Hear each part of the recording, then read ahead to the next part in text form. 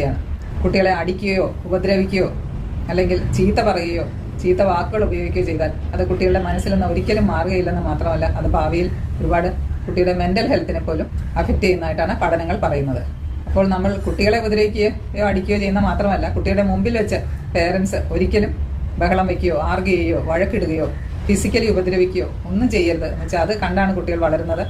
അപ്പോൾ കുട്ടികൾക്കുണ്ടാകുന്ന മാനസികാവസ്ഥ നമുക്ക് ഊഹിക്കാവുന്നതേ ഉള്ളൂ.